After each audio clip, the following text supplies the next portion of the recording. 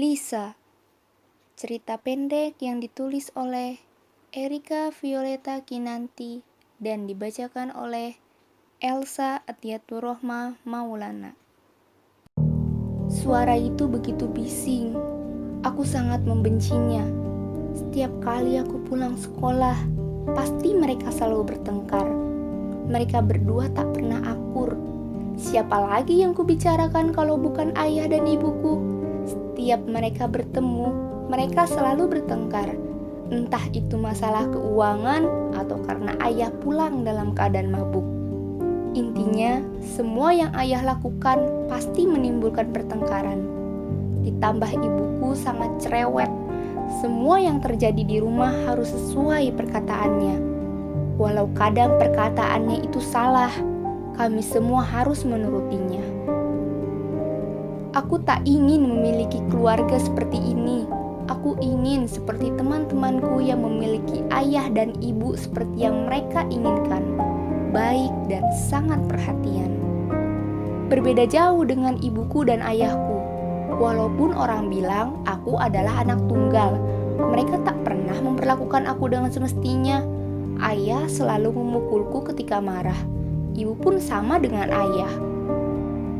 Orang-orang sekitar dan tetanggaku bilang aku dulu adalah anak hasil zina.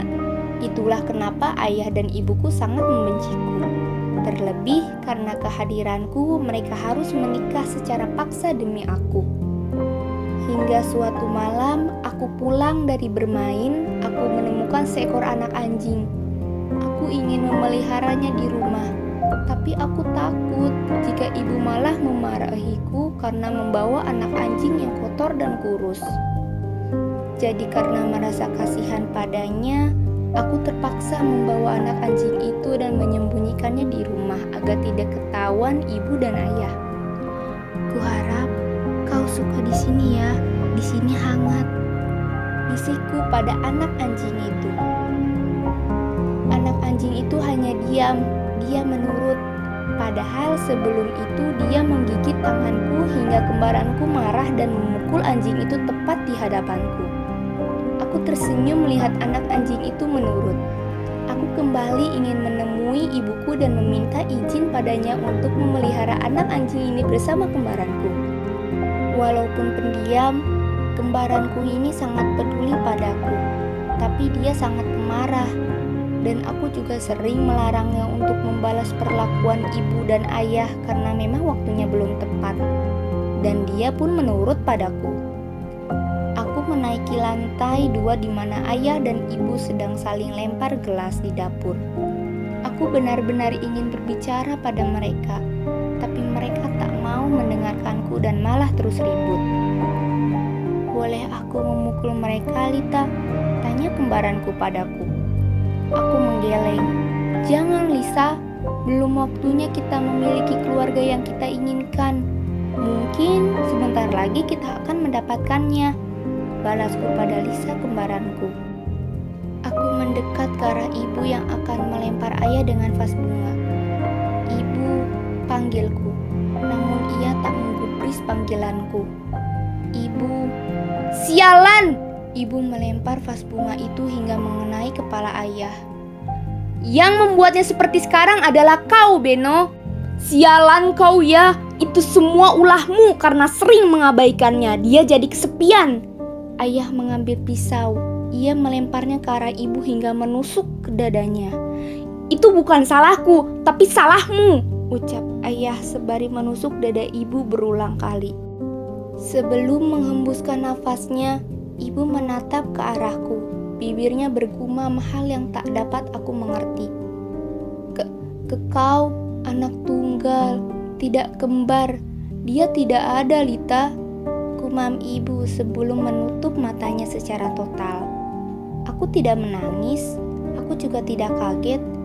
Hal seperti ini sudah sering aku lihat dari Lisa.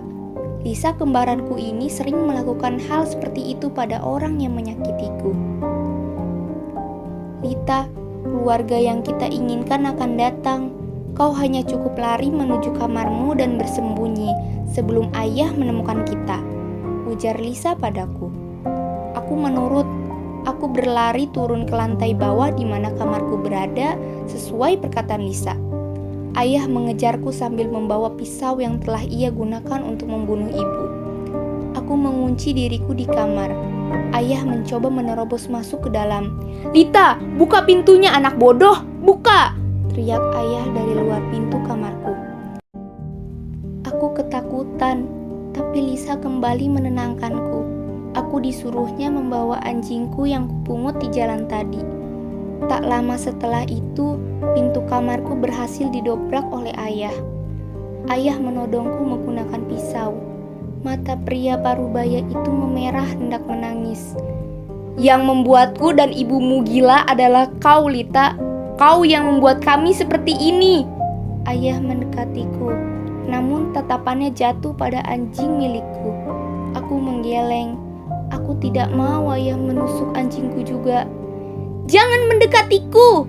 teriakku padanya sembari memeluk anjingku dan kasurnya. "Kenapa kau menjahit mulut anjing itu? Dia sudah mati, Lita!" celetuk ayahku yang membuat Lisa ikut geram. Kulihat Lisa hendak mengambil pistol yang kucuri dari kamar ayah. Lisa bilang mulut anjing ini harus diam agar tidak menggigitku lagi. Dan sekarang anjing ini menjadi diam seperti keinginan Lisa dan aku. "Lisa itu tidak ada, Lita!" teriak ayah lantang. Aku terperonjak kaget. Cukup sudah. Cukup ayah menyiksaku, tapi tak akan kubiarkan ayah menganggap Lisa tidak ada. Jelas-jelas Lisa ada di sebelahku. "Lisa itu hanya..."